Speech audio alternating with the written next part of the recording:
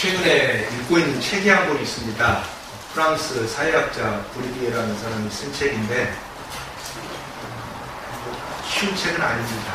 쉬운 책은 아닌데, 보면서 생각이 들었던 게 뭐냐면, 사람들이 쓰는 말, 언어에 대한 겁니다. 언어라는 것 자체가 그냥 의사소통 수단일 수도 있습니다만, 다른 측면에서 보면은 언어라는 것 자체가 어떤 기능을 하냐면, 인간 사이에서 일종의 권력을 가지고 있다라고 이제 브루디에라고 굉장히 세계적으로 유명한 사회학자인데요. 이 사람이 그 상징 권력이라 해가지고 드러나는 권력이 아니라 상징적으로, 그런데도 불구하고 인간 사회에 막대한 영향을 끼친다라고 해가지고 책을 써놓은 게 있어서 처음에 안 살려다가 가격이 좀 비싸더라고요. 안 살려다가 에라 모르겠다 그러고 저질러놓고 사놓고는 한참 안 보다가 최근에 이제 시간이 나서 좀 봅니다. 왜 말씀드렸으면 어디에 이 말씀을 드리냐면은 우리들도 마찬가지라는 생각이 들어갔습니다. 언어라는 게 상징 권력이다. 교회에서 쓰는 말들이 있거든요. 예를 들어서 제가 어렸을 때는 목사라 그러면 최소한 ET 취급은 안 했습니다. 사기꾼 취급은 안 했어요. 죽은 사람이 살아났다고 믿는 이상한 사람들이라는 생각을 했어요. 시골에서. 그렇지만 목사라 하면은 죽은 사람이 살아났다고 믿는 이상한 사람들이긴 한데 그래도 정직한 사람들, 그리고 전혀 남자들이, 시골에서 남자들이 잘하는 술, 담배 또는 여자 만나고 이러는 거하고는 전혀 거리가 먼, 그래서 재미없는, 그냥 말 그대로 FM대로 사는 사람들. 요즘 말로 FM이었는데 그때는 FM이라는 말은 없었어요. 아무튼 그냥 고리타분하게 죽은 사람들이 살아났다고 믿으면서 보이지 않는 하나님한테 매달려가지고 그냥 그렇게 사는 사람들, 이런 게 이제 그 시골에서 하나님 안 믿는, 교회 안 다니는, 저는 제 아버님이 말 그대로 건축업을 하셨기 때문에 늘 하루 벌어가고 하루 먹고 사는 막노동꾼들이 매일 저희 집에 찾아왔었습니다. 자기 일하게 해달라고. 특별한 일이 없으니까 하루 벌어가고 하루 버는 사람들이거든요. 그래서 한 달 동안 며칠 일했는가 해가지고 아주 이제 정산이 끝나면 계산해요. 그래서 당신 품삯이 얼마고, 반일 했냐, 하루에 온종일 했냐, 이렇게 이제 계산해갖고, 그렇게 이제, 그러셨는데, 그래서 이제 그런 분들, 막노동 하시는 분들을 시골에서 어렸을 때 이제 많이 보고 자랐는데, 이분들이 이제 주로 이해하는 게, 어머님이 교회를 나가신다 그러니까, 목사라고 딱 하면 이해하는 게, 고리타분한, 그러니까 재미없는, 자기들하고는 다른 세계에 사는. 근데 사기꾼이라는 말은 안 했어요. 목사라고 하면은. 근데 요즘은 아까 우영인데도 기도했습니다만, 어쨌든 이게 목사 그러면, 앞에서는 말 안 하는데, SNS나 뒤로 가면은, 거짓말 잘하는, 아니면 권력에 이렇게 함몰되어 있는, 이게 뭡니까? 언어가 바뀐 거거든요. 언어는 똑같이 목사인데, 목사에 대한 의미 구조가 바뀌어버린 거예요. 브루디에라는 사람이 쓴 책을 보면서 문득 그 생각이 들더라고요. 왜 이렇게 됐을까? 저 혼자 힘들어서 어떻게 해볼 수 있는 건 아니에요. 사실 그런 것 때문에 제가 목사 되기 싫어했던 것도 있지만, 그러면서 저는 무슨 생각을 했냐. 목사라는 것은 그 호칭 자체는 내가 내 마음대로 바꿀 수 있는 건 아니란 말이에요. 여러 사람이 같이 협조해야지. 어렸을 때는 분명히 목사라고 하면은 최소한 이상한 사람, 그러니까 왜 이상하냐? 자기들하고 다른 세계에 사니까. 보이지 않는 하나님을 믿으면서 술, 담배도 안 하고, 그냥, 맨날 이렇게 깔끔하게 다니 좋은 말만 하고, 막 기분 나쁘게 전혀 인상 안 쓰고, 통치 자기들은 재미없어하고 저런 사람과 어울리기 사기 힘든, 그러니까 제 주변에 있었던 사람들이, 그런 사람들이 목사예요. 다들 어떻게 그렇게 사냐, 재미없이. 한잔 마시고, 때때로 해야지, 왜 맨날 찬송이나 부르고, 새벽마다 일어나고, 예배드리고, 이렇게 재밌냐, 이렇게 이제 봤던 사람들이란 말이에요. 목사라고 하면 시골에서. 서울이 아니고 시골에서 이해했을 때. 근데 이제 오늘날은 목사 그러면 이게 무슨 세스, 아니면 한국에서 목사 그러면 세스, 아니면 권력에 이렇게 치중, 또는 우파는 괜찮아요. 우파도 있고 좌파도 있어야 되니까.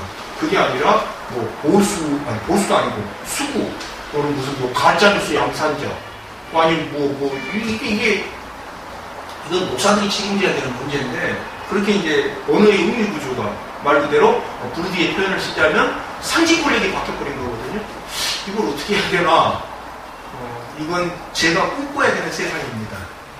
어떻게, 이게 이 목사라는 상징 권력이 이게 어릴적 수준으로, 최소한 어릴적 수준으로 돌아가게 해주세요. 그래서 목사라는 딱 이야기하면, 나하고는 다른 사람이지만 그냥 뭐 필요하다. 근데 나하고는 다르다. 또 저기 사람들은 못 살겠다. 이 정도만 돼도 참 다행이라는 생각이 요즘 들어가는 거예요. 근데 요즘 그게 아니고, 근데 지금은 목사라는 것은 어차피 저하고 저와 같은 이제 뭐 주도자도 해야 되는 거지만, 아나독 학교 또는 아나독 공동체라는 이름은 우리들이 가꿀 수가 있겠더라고요. 그죠? 예를 들어서 제가 이제 세터민들한테 들었을 때 아나독 학교 그러면 제가 들었던 이야기는 뭐예요? 거기는 공부를 빡세게 시키는데, 뭐 다른 뭐 뭡니까? 뭐 타협이 안 통해가지고 공부만큼은 제대로 시키는데 이렇게 이제 제가 들은 이야기는 그래요. 근데 그게 원래 아나독 학교에서 표방했던 겁니다. 왜 이렇게 표방했냐? 뭐 아시는 분은 아시겠습니다만 제가 북향민을 하면서 북향민 때문에 상처받은 게 아니라 그 중에 일부 몰지각한 학생들한테 충격을 받은 사건, 그냥 단순하게 상처가 아니라 충격을 받은 사건이 한 2건 돼요. 그래서 그 충격을 받으면서 더 이상 학생들을 많이 가르친다는 게 의미가 없다. 의미가 없다. 어떻게 북한에서 했던 행동을 똑같이 하냐? 아니면 북한에서 행동했던 것보다 더 나쁜 행동을 하냐? 이건 우리는 역가지고는 의미가 없잖아요. 그래서 그런 걸 한 11년째 학교를 운영하면서 상처 정도가 아니라 충격을 받던 사건이 한 2건이 있어서 그때 영철 박사와 같이 의논하면서 학생 숫자 많이 받지 말자. 많이 받는 게 중요한 게 아니다. 와가지고 북한보다 더 못 살아버리면 이걸 가르쳤다는 게 무슨 의미가 있냐. 우리가 무슨 뭐 이거 가지고 이름 내는 사람들도 아니고. 그래서 진짜 자기가 자기 삶을 바꾸고 싶은 사람들을 받아서 그 사람들을 갖다 우리가 적극적으로 후원하는 게 낫지. 그냥 막 한때 뭐 20몇 명까지 가르쳤거든요. 저 혼자서. 이게 뭔 의미가 있냐. 그래가지고 그때부터는 계획을 바뀌었어요. 계획을 바뀌어가지고 진짜 공부하고 싶은 사람, 다시 말해서 진짜 자기 삶을 바꾸고 싶은 사람만 알아. 근데 방법이 뭡니까? 그렇게 말로 약간 안 통하니까 그냥 제가 썼던 방법이 공부를 아예 강하게 시켜버렸어요. 공부 안 하면 오지 마라. 그러니까 이제 안 오더라고요. 공부를 빡세게 시키니까 진짜 공부 통해서 자기 꿈 바꾸고 싶은 사람만 오는 거예요. 그때부터. 그래서 문제 보니까 숫자가 이제 5명 정도로 해서 좋다. 5명 딱 좋다 하면 한 사람 가르치는데 5명 가르치면 되지 무슨 뭐 20몇 명 가르치고 뭔 소용이 있냐. 북한의 사람보다 더 엉망으로 살 거라면 아무 소용이 없지 않냐. 그렇게 됐고요. 아나독 학교는. 그 다음에 이제 아나독 공동체는 뭐 계속 진행형입니다만 아무튼 사이비 이단들한테는 저 망해야 될 교회. 사이비 이단들한테요. 하나님한테 망해야 될 교회가 아니고요. 사이비 이단들한테는 저 망해야 될 교회. 저 호랭이브로가 몇 명 안 되는 한 20명 정도? 뭐 많이들은 25명 드리고 한 20명 예배 드리지 않습니까? 그밖에 안 되는 인원이 몇만 명이나 되는 데를 늘 괴롭히는 그런 뭐 망해야 될 교회. 또 이제 그렇게 뭐 들어보니까 그렇게 되고 가고가 있다고, 가고가 되어가고 있다고 그러더라고요. 그래서 그게 우리들이 뭐 목사라는 이름을 어떻게 바꿀 수는 없지만 아나독 학교나 아나독 공동체라는 그 이름 자체는 그죠? 그건 우리가 부르디에가 이야기했던 것처럼 상징 권력적인 측면에서 우리가 갖고 가야 될 수 있지 않을까라는 생각을 성경이 아니라 부르디에 책을 보고서 했어요. 그래서 아까 제가 기도했습니다만 그건 우리들이 꿈꿔야 되는 겁니다. 그 꿈을 버리는 것은 절대 좋은 게 아닙니다. 왜? 하나님이 주신 꿈이니까요. 그 꿈을 꿨는데요. 뭐 저 때는 안 이루어진대요. 괜찮아요. 우리 때 안 이루어지면 누구 때 이루어지면 됩니까? 우리 후세 때 이루어지면 돼요. 그죠? 아니면 그 후세 때 이루어지면 돼요. 왜? 기독교 역사를 보십시오. 초대 사도들이 예수님이 꿨던 꿈이 예수님 때 이루어졌습니까? 아니잖아요. 쭉 흘러가면서 이루어지는 거거든요. 꿈을 자기 때에 다 이뤘다. 이걸 이런 사이비 교주들이 하는 말입니다. 무슨 꿈을 자기 때에 다 이룹니까? 그럼 자꾸 뭐가 생깁니까? 편법이 동원되게 되고요. 거짓말을 하게 되는 거거든요. 왜? 하나님이 주신 꿈은 그 사람 당대 때 이루어야 되는 꿈도 있지만 오랜 시간을 두고 이루어지는 것도 있습니다. 그걸 갖다 싹 싸져가지고 자기 때 이루려다 하니까 거짓말해야 되고 편법해야 되고 불법 동원해가지고 말도 안 되는 무슨 뭐 영생불사한다. 인간이 어떻게 영생불사를 합니까? 말도 안 되는 이야기인데 거기에 무슨 뭐 몇십만이 몰려가 있어요. 그죠? 그래서 그건 그 사람들 세계고 우리들이 꿔야 되는 꿈이 있어요. 우리들이 꿔야 되는 꿈이 뭐 하루아침에 이루어지지는 않을지 모르지만 그래도 그건 우리가 지켜나가야 되는 겁니다. 우리가 꿔야 되는 꿈 중에 하나가 뭡니까? 우리는 남북통일을 준비하는 평화의 시를 꾸리는 교회거든요. 그거 몇 명 안 되는데 왜 그런 꿈 꾸냐? 그냥 꿈꾸는 건 자유예요. 꿈꾸는 하나님 주신 꿈도 그랬는데 그걸 왜 누가 감히 터치를 합니까? 그건 아무도 터치할 수 있는 게 아니에요. 그래서 그러면 목사라는 이 단어가 가지고 있는 상징 권력은 내 마음대로 혼자서 어떻게 해볼 수는 없지만 알아도 학교나 알아도 교회에 가지고 있는 상징 권력은 우리가 좀 지켜나가야 되겠다. 이번 주에 그 책을 보면서 그 생각을 했습니다. 자, 요나서로 가보겠습니다. 이 하나님께서 원하시는 게 다 이루어졌어요. 그래서 하나님도 기뻐하시고 누가 기뻐합니까? 니느웨 사람도 기뻐하고. 왜? 니느웨 사람들은 심판 안 당하게 됐으니까 기뻐하고, 하나님은 그래도 내가 쟤들이 돌이켰으면 말했으니까 돌이켰으니까 기뻐하고, 다 기뻐하고 있는데 혼자만 입이 툭 튀어나온 사람이 있었어요. 누굽니까? 요나예요. 아니, 니느웨도 기뻐하고 하나님도 기뻐하는데 요나는 무슨 용가리 통배라고 지 혼자 입이 튀어나오니까. 근데 입이 튀어나와가지고 여기서 뭐라고 해요? 하나님한테 자기 죽여달라고 해요. 우리 3번이나 요나서 전체를 보면 구약 성경에서 하나님한테 대놓고 이렇게 자기 3번이나 죽여달라고 하는 선지자 없어요. 네? 없어요. 근데 이게 사람이 참 감사합니다. 이걸 보고서 일반적으로 제대로 된 목사라면은 나는 요나처럼 하면 안 돼. 나는 한 번만에 딱 순종해야지. 이런 생각을 해야 되는데, 제가 좀 제대로 된 목사가 아니지 않습니까? 4장 읽으면서 무슨 생각이 들었냐? 요나도 3번 봐줬으면 나도 3번은 봐주지 않을까? 나도 좀 3번 좀 봐주지. 그러면 나도 3번 이렇게 주세요 하면 좀 해주세요. 요나 이런 생각이 들더라고요. 참 이게 소문 목사라서 어쩔 수가 없습니다. 근데 이게 주의해야 되는 게, 어떤 사람한테는 바울의 복이 가요. 왜? 바울의 복이 뭡니까? 실컷 예수님 반대하고 막 예수님 죽일 놈 이렇게 하고 다니고 있는데 부활하셔서 예수님이 탁 나타나고 갑자기 죄인에서 의인으로 싹 바뀐 거예요. 그죠? 이게 바울에게 나타난 복입니다. 그 다음에 어떤 사람에게서는 다윗에게 나타난 복이에요. 다윗에게 나타난 복이 뭡니까? 잘못도 저지르고 뭐하고 하는데 그 회개하니까 용서해주고 막 이런. 근데 이제 또 어떤 사람에게는 누굽니까? 요나에게 나타난 복이 나타나요. 그래서 3번까지. 그러니까 하나님한테 대들고 뒤에 보면 나 죽이는 게 맞다고 하나님한테 덤벼들고 이래도 3번까지 가지고. 근데 이게 내 마음대로 정해지는 게 아니다는 거예요. 예를 들어서 나에게는 바울의 복이 나타났는데 나에게 요나의 복 주세요 했다가 어떻게 됩니까? 비 오는 날 먼지 나듯이 맞습니다. 잘못하면. 이 복에 대한 주권은 하나님이 인간에게 넘기신 적이 없어요. 문제는 그겁니다. 그러니까 인간이 복을 헤아려 볼 수는 있어요. 나에게 주신 복이 뭐구나 이렇게 헤아려 볼 수는 있는데, 인간이 복을 자기 마음대로 바꿀 수는 있어요, 없어요? 없어요. 그래서 순종이 필요한 겁니다. 저도 요나 복 오네요. 요나 3번이나 덤벼들었잖아, 하나님한테. 구약 성경이 어디 3번이나 선지자가 감히 하나님한테 나 주세요 이런 사람이 어디가 있어요? 없어요. 근데 요나는 3번이라고 했거든요. 그 다음에 끝에까지 11절까지 보세요. 요나가 회개합니까? 안 합니까? 9절에도 보면은 옳다뿐이니까 화가 나서 죽겠습니다라고 끝까지 요나는 회개를 안 해요. 했는지 안 했는지 모르겠는데 요나서에 보면 회개했다라고 기록이 돼 있어요? 안 돼 있어요? 안 돼 있어요.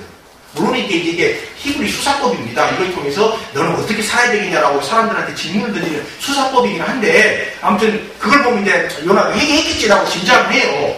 그죠? 근데 이 본문만 놓고 봤을 때는 요나가 회개했는지 안 했는지 이게 히브리 수사법인데 이렇게 딱 의문형으로 되어 있기 때문에 안 드러나요. 이런 의문형을 쓰는 방법이 어디에 나옵니까? 시에 보면 많이 나오잖아요. 현대 시에 보면 여운을 남기기 위해서 그냥 서술형을 안 쓰고 명사형을 끝내버리는 거예요. 구약 성경에 보면 의문형으로 끝나는 데시 2개가 있습니다. 어디냐? 요나서하고 나홈서예요. 둘 다 공통점이 뭡니까? 요나는 니느웨 회개, 나홈은 니느웨의 멸망을 선포하는 것이거든요. 근데 이 2곳만 물음표로 끝나요. 물음표 끝나는데, 아무튼 물음표로 끝나는 건 둘째 문제고, 9절을 보면은 끝까지 회개해요, 안 해요? 안 해요. 입이 이렇게 튀어나와가지고, 하나님도 좋아하시고, 니느웨도 좋아하고, 다하고 입이 이렇게 튀어나와가지고, 왜 저 사람들 날 이렇게 하고 있어요? 그러니까 이것만 보면은, 나도 요나한테 이렇게 하는데, 그건 내 마음대로 결정할 수 있는 복의 선별의 것이 아니라. 자, 요나가 항의를 했어요. 그러면서 2절에 나옵니다. 주님께 기도하며 복이게 이렇게 될 줄 알고, 다시 히브리에서 읽을 때 이렇게 될 줄 알고 내가 어디로 스페인으로 안 가려고 했다 라고 이야기를 합니다. 자, 이게 무슨 말이냐? 여기서 중요한 게 이 요나서 4장 2절에 나온 이 표현들이, 여기에 나온 이 단어들이 어디에 나온 거냐? 출애굽기 34장 6절에 나오는 단어들인데, 그 표현들인데 어떤 표현들이냐? 하나님께서 직접 당신이 나는 이런 성품을 갖고 있다라고 설명하신 표현이에요. 그러니까 요나서 4장 2절에 나오는 표현은 인간이 하나님이 이러이러하다라고 표현한 표현이 아니고 하나님께서 직접 당신이 나는 이러이러한 존재야 라고 설명하신 표현이다. 그럼 이 말은 무슨 뜻입니까? 요나가 구약 성경에서 모세오경에 대해서 나름대로 상당하게 해박한 지식을 갖고 있었다라는 말이에요. 그러니까 신학적으로는 상당히 해박한 지식을 갖고 있었던 사람이에요. 누가? 요나가. 근데 뭐가 잘못됐습니까? 신론에 대해서는 잘 돼 있어요. 신론은 제대로 돼 있는데 뭐가 잘못됐어요? 인간론이 잘못됐어요.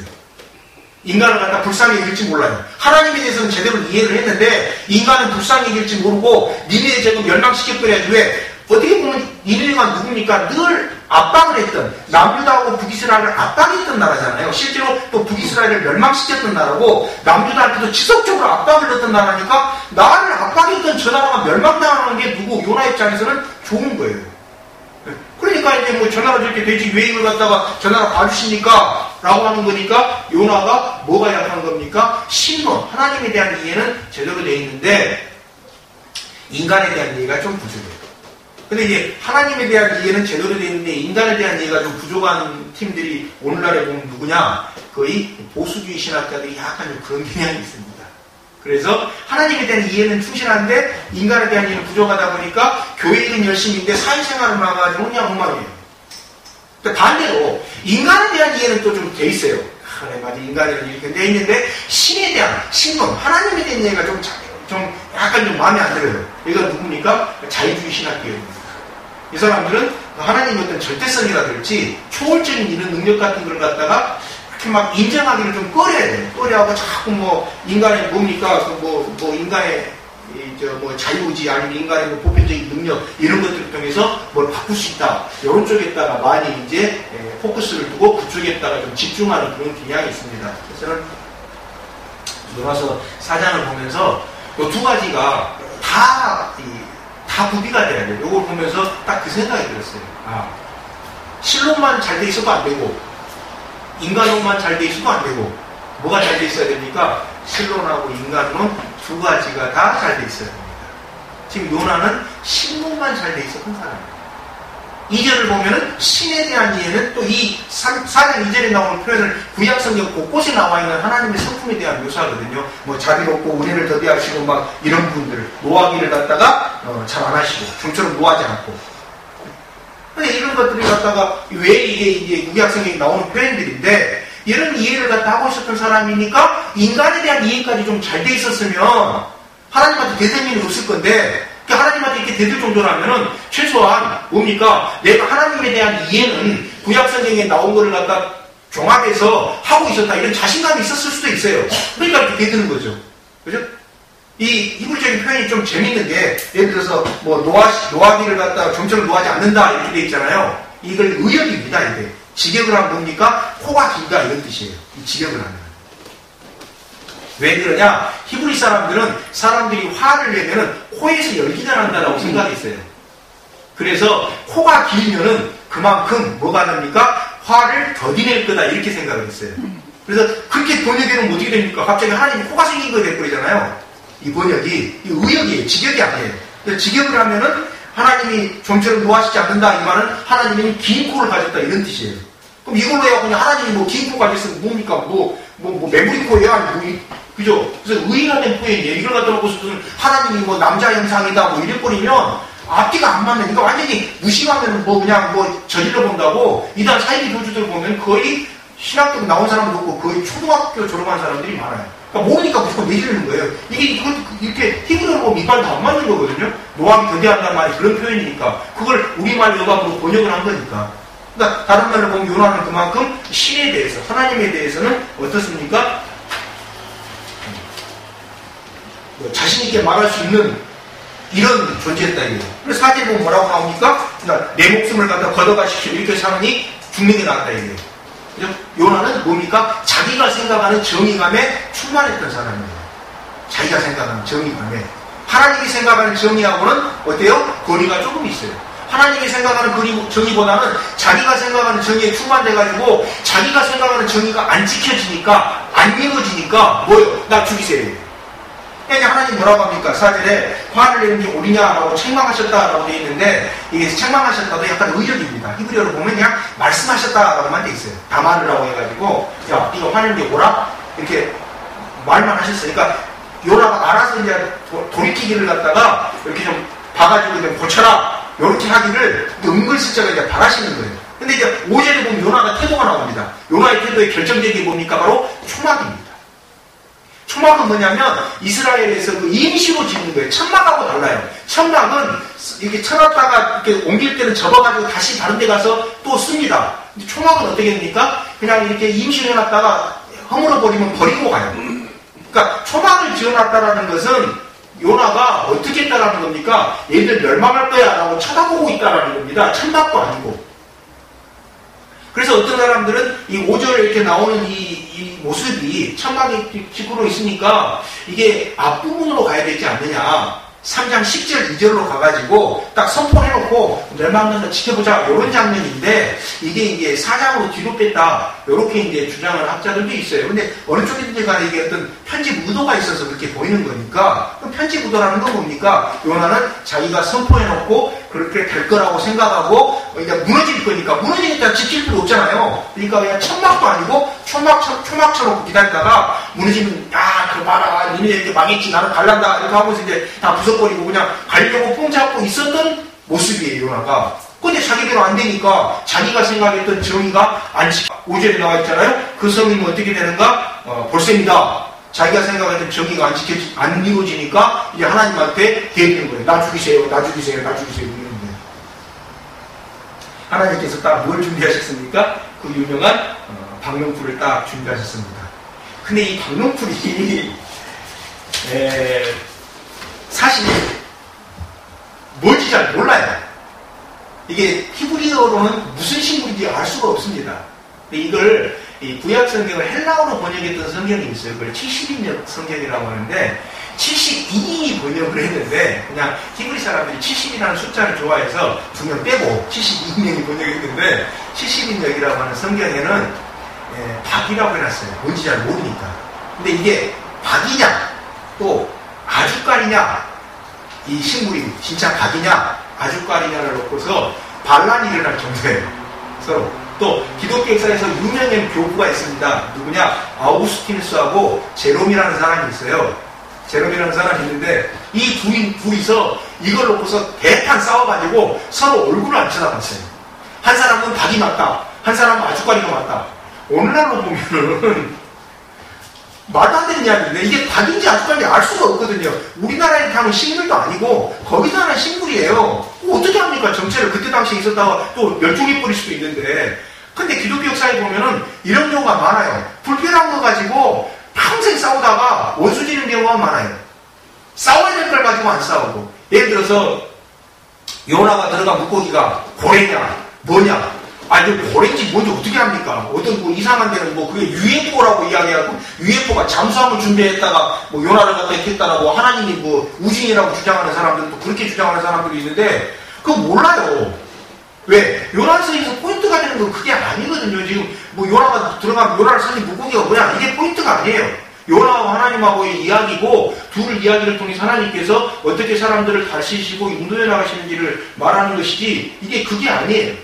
그다음에 여기서 포커스가 되는 건 뭐냐면, 이 보면은 어떻게 됩니까? 하룻밤 만에 그냥 쭉 자라올랐잖아요. 박명풀이 6절에 보면은. 이 말은 무슨 뜻입니까? 박이 하룻밤 만에 이렇게 올라갑니까? 아니죠. 그러니까 여기서 한 포인트가 되는 건 하나님이 준비해 오신 식물이라는 거예요.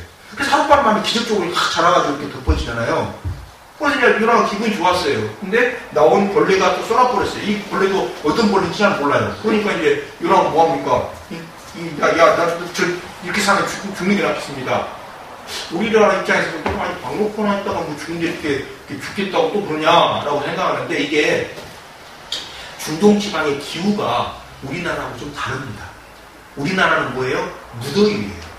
무더위가 무슨 나라입니까? 물더위에서 리을을 탈락시켜가지고 무더위라고 합니다. 그래서 우리나라 더위는 뭐가 많습니까? 습기가 많아요. 습기가 많아서 그냥 그늘 밑에 가서도 끄급해요. 바람까지 불어야지 시원해요.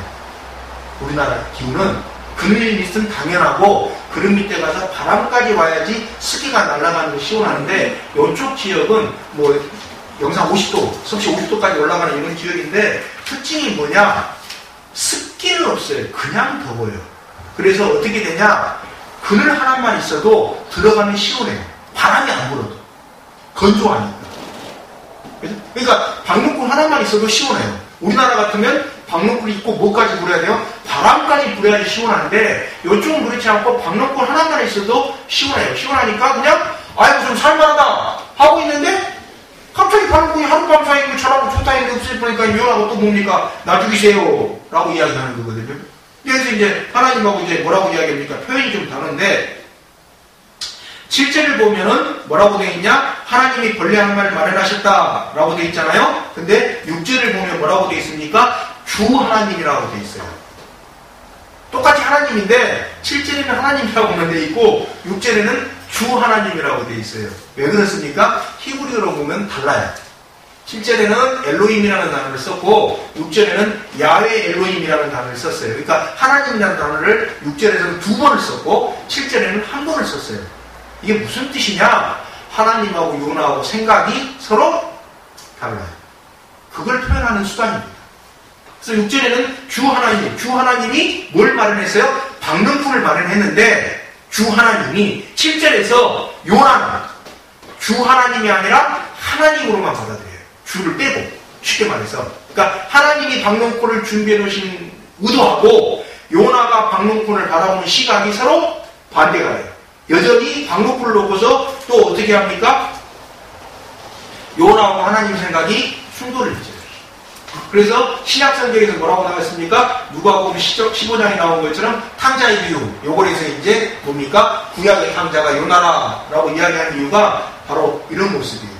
여기서 이제 하나님한테 대놓고 뭡니까? 뭐 차라리 죽는 게 낫겠습니까? 낫습니다. 더워서 이렇게 우리 하나님 뜻대로 왔더니만 결국 더워서 죽게 만듭니까? 이렇게 이제 항의를 하잖아요. 그죠? 이 모습이 비슷한 게 어딥니까? 마태복음 16장 22절에 보면은 베드로가 예수님한테 항의를 하죠. 그게 정확한 이야기라면 꾸짖다라는 단어가 맞습니다. 십자가 지지 말라고 항의했다라고 되어 있는데 그 말이 정확하게 그 헬라어로 보면 꾸짖다, 반항했다, 대들었다 이런 말하고 똑같아요.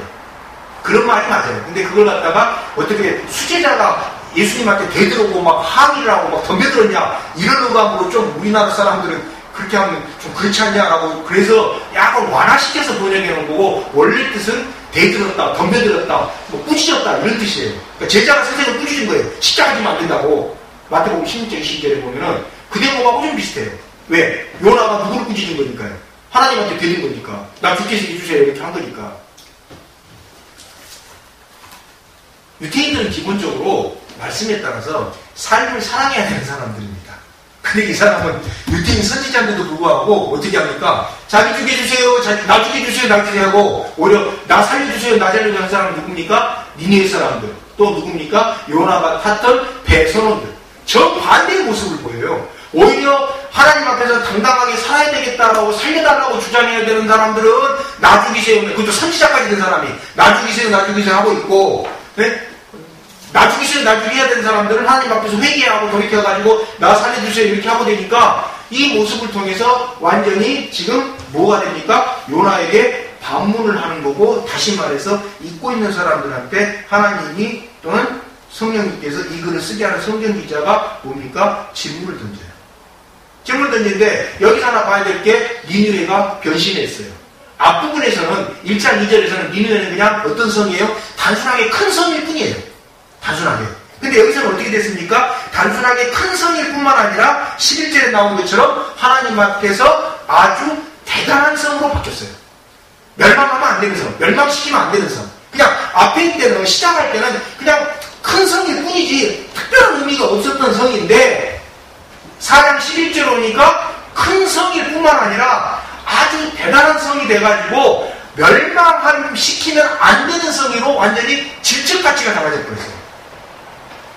그래서 뭐라고 하냐? 좌우를 가릴지 모르는 사람들이 힘이 많이 있다. 이 뜻이 뭐냐? 이 뜻이 뭐냐 가지고 거의 한 뭐 쇠파가 갈려요. 어떤 사람은 좌우를 가릴 줄 모른다라는 것이 무슨 뜻이냐? 바빌로니아에 나오는 표현들인데 진실과 정의를 잘 모르는 사람들이다. 이런 의미가 있거든요. 좌우를 못 가리니까. 그러니까 이 사람들은 어린애일 것이다. 그럼 어린애가 12만 명이니까 이렇게 환산해 보면 한 60만 명 정도가 살지 않았겠냐. 이렇게 이제 주장하는 사람이 있고요. 아니다. 그냥 12만 명은 그 백성들이 일반 백성을 이야기하는 사람들이다. 근데 뭐 결론이 안 나요. 결론이 안 나는데 이때 당시에 12만 명이라는 것은 오늘날의 12만 명하고 다릅니다. 엄청 많은 인원입니다. 조선시대에 조선 전국의 인원이 얼마였습니까? 1000만 정도밖에 안 됐어요. 지금 남한만 해도 5천만 가까이 되잖아요. 그죠? 인구 비대는 돼요. 송나라 때 송나라의 그 중국 송나라의 전체 인구가 얼마인 줄 아십니까? 4천만 명가밖에 안 됐어요. 7대 무제 때 송나라. 물론 뭐 중국 전토는 아니지만 오늘날 몇 억입니다. 그죠? 그러니까 이때 당시에 인구 구성이 된 12만 명이 어린이든지 그래서 뭐 실제로 60만 명이 됐든지 아니면 12만 명이 진짜 그대로 이게 뭐 분간할 줄 모르는 하나님의 법을 분간할 줄 모르는 어린 좀 순박 좀 지혜롭지 못한 사람인데 어쨌든 간에 12만 명이나 된다는 것은 어떻게 된 거예요? 엄청난 거예요. 뭐 주변 사람들 합쳤던 어쨌든 간에. 그래서 1장 2절에 나와 있던 1장 2절 볼까요? 저 큰 성은 니느웨가 그냥 큰 성에 불과했던 성이 4장 11절에서 뭡니까? 하나님이 아끼는 큰 성으로 바뀐 게 요나서에 숨겨진 메시지 중에 하나예요. 그냥 단순히 큰 성이냐 하나님이 아끼는 대단한 성이냐 어느 게 더 나아요? 우리는 어차피 우리 교회는 뭐 큰 교회가 아니에요. 큰 교회 될 수가 없어요. 왜? 우리한테 주신 복이 그게 아니에요. 우리 마태복음 9장 9절에서 9장 9절에서 13절이 우리 예배 시작할 때마다 있는 실천 강령입니다. 실천 강령이 뭡니까? 병든 사람하고 죄인이 오는 교회. 세상에 병든 사람이 더 많아요? 건강한 사람이 더 많아요? 병든 사람이 더 적어요. 건강한 사람들이 많지. 그래서 우리 교회는 작은 게 원래 정상입니다. 그래서 우리 교회는 뭐 클 수가 없어요. 교도소가 더 많아요? 아파트가 더 많아요? 아파트가 더 많죠. 교도소가 없잖아요. 아무리 경제 국가들은 교도소는 별게 안 돼요. 그러니까 뭐 교도소 가야 될 사람, 병원 가야 될 사람, 그 사람들 오는 교회가 우리 교회예요. 왜 그러냐? 저도 몰라요. 저도 뭐 좀 건강한 사람들 하고 싶은데 주신 복이 이거예요. 주신 복이 그래서 실전 감령이에요 우리 교회. 우리 교회는 큰 교회는 어차피 뭐 안 되는 교회니까 우리 교회 주신 게 작은 교회인데 요나서에서 이야기하는 건 니느웨가 큰 성읍이어서 대단했던 게 아니라 11절에 나온 것처럼 하나님 앞에서 어떤 성읍이요? 질적으로 대단한 성읍이 되어서 가치 있는 성읍이 된 거지 1장 2절에 나와 있는 큰 것은 그냥 큰 것일 뿐이에요. 그게 요나서에서 이야기하는 가치입니다. 그러니까 하나님 앞에서 대단한 도시 교회가 될 것이냐 제 교회는 망하면 안 돼. 쟤는 꼭 있어야 돼. 라는 대단한 교회가 될 것이냐 하나님 앞에서 단순히 그냥 우리 교회 보세요 뭐 예배 드리는 사람이 몇만 명이고 뭐 하는데 맨날 비리 저질러요 이런 교회가 될 거냐 이것은 그 교회에서 알아서 하는 문제예요. 그 교회에서 알아서 하는 문제예요. 그죠? 그게 요나서에서 우리한테 알려주는 교훈 중에 하나입니다. 교훈이 여러 개가 있는데 그 중에 하나예요. 요나서를 단순하게 무슨 뭐 물고기 뱃속에 어떻게 이렇게 읽는 것은 초등학생들이 읽는 방식이고 왜? 그건 어차피 알 수 없는 수수께끼예요. 하나님께서 어떻게 요나를 역사하셨는지 우리는 몰라요. 어디다가 쳐다가 나가고 뭐 회개기도를 시킨 건지 아니면 진짜 우리의 뭐 고생을 보낸 건지 우리는 알 수 없어요. 다만 이 책을 갖다가 구약성경에 수록을 시켜놓고 우리들한테 읽으라고 하면서 성령님께서 우리한테 깨우쳐 주시는 메시지는 뭐냐? 메시지를 살펴봤을 때는 지난 시간에 뭡니까? 회개할 줄 아는 지도자를 둔 공동체는 복 있는 공동체가 이거예요. 근데 지도자가 회개하게 하려면 성경에서 나온 것처럼 단계가 있단 말이에요. 3단계를 거쳤잖아요. 먼저 말씀 접수로 하나님 말씀 받아들이고 그걸 성경에 참고한 다음에 골로새서 3장 16절 나온 말씀처럼 그 온 교회에 있는 모든 공동체, 목사까지가 참여하는 공동체에서 같이 의논하면서 말씀 자체가 교회에 편만하게 되고 그래야지 이게 교회에 말 그대로 지도자의 회개가 일어나거든요. 성경에 제시하는 방식 아닙니까? 그런 것처럼 그렇게 가야지 교회에 회개가 일어나지 그냥 한두 사람 있는 거라 이런 것은 성경에서 이야기하는 교회의 방식이 아니다 이게. 그게 어디에서 나온 메시지입니까? 요나서에서 나온 메시지. 그 다음에 오늘도 요나서에서 나온 메시지 뭡니까? 하나님 앞에서 큰 성읍으로 지낼 것이냐 아니면 대단한 성읍으로 지낼 것이냐. 네? 큰 성읍은 의미가 없어요. 하나님 어떤 성읍이 좋은 겁니까? 대단한 성읍이 좋은 겁니다. 또 한 가지 오늘 여기서 마지막에서 봐야 되는 게 뭡니까? 하나님이 요나한테 물어봅니다. 뭐라고 물어봅니까? 야, 내가 자비를 베풀 때 너한테 물어봐야 돼? 라고 지금 요나한테 4장에서 물어봅니다. 내가 자비를 베푸는데 그 내가 누굽니까? 하나님이 자비를 베푸는데 인간 너에게 내가 허락을 받아야 돼? 물어보시잖아요. 요나는 허락 받아야 돼요. 이게 요나의 입장이잖아요.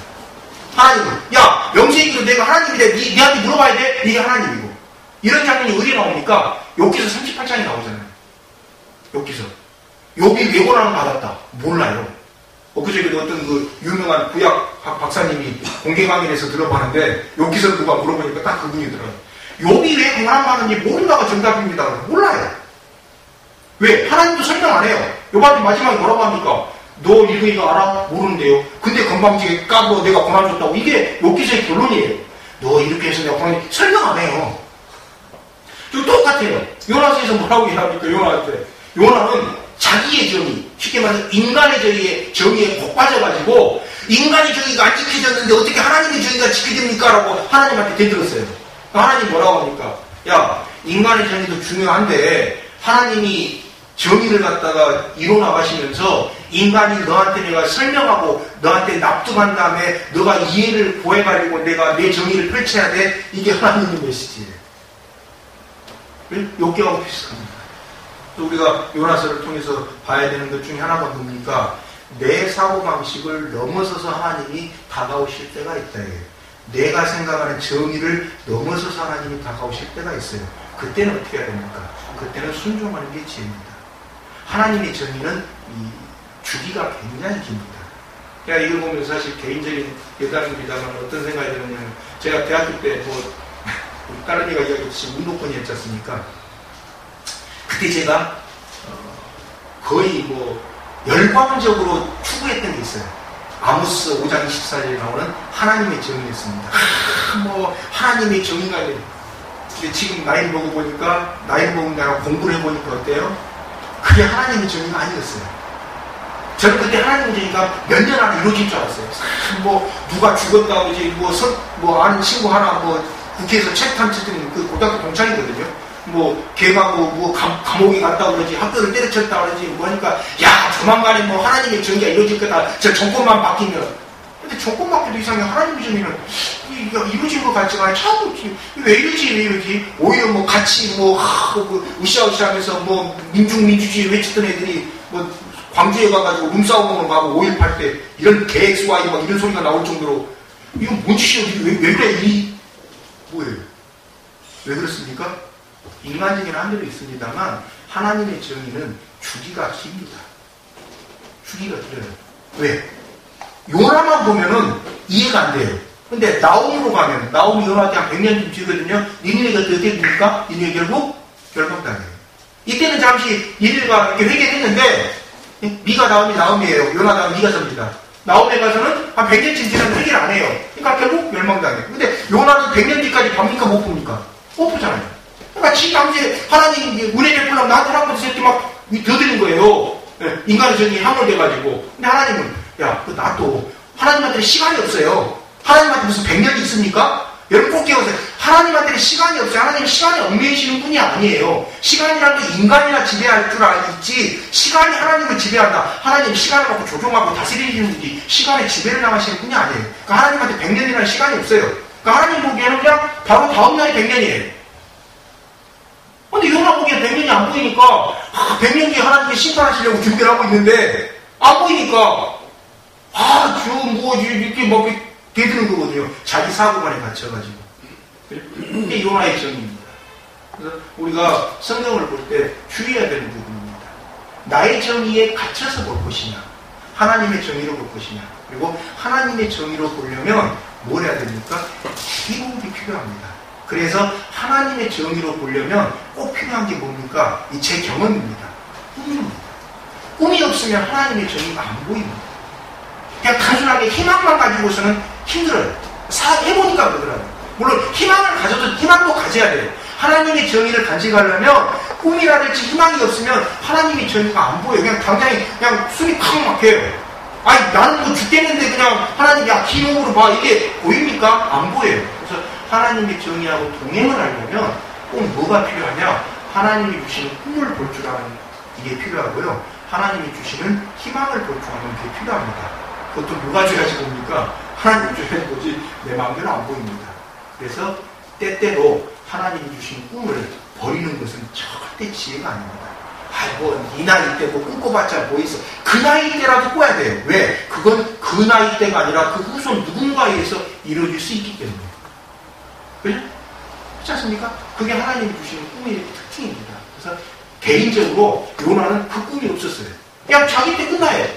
만약에 그 꿈이 있었다면 나오 자기 뒤에 나타날 선지자에 의해서 니느웨가 멸망당하기까지 볼 수 있는 꿈이 있었다면 뭐 그렇다면 요나가 이렇게 뭐 감히 하나님한테 3번이나 되면 나중에 이러지 않았겠죠. 그죠? 그 꿈이 보이는데도 뭐 나중에 하겠어요? 그렇잖아요. 안 그러잖아요. 그래서 우리도 마찬가지라는 겁니다. 여러분하고 저하고 요나서 오늘 뭐 매듭짓습니다만 매듭지면서 여러분하고 저에게 꼭 있기를 바라는 게 뭐냐면 요나의 꿈이 아니라 요나의 꿈이 아니고 요나의 꿈은 뭐 3일 아니면 40일 이런 끝나는 꿈이에요. 그거 말고 하나님이 주신 꿈이 있었으면 좋겠어요. 그러면 나오까지 볼 거 아닙니까?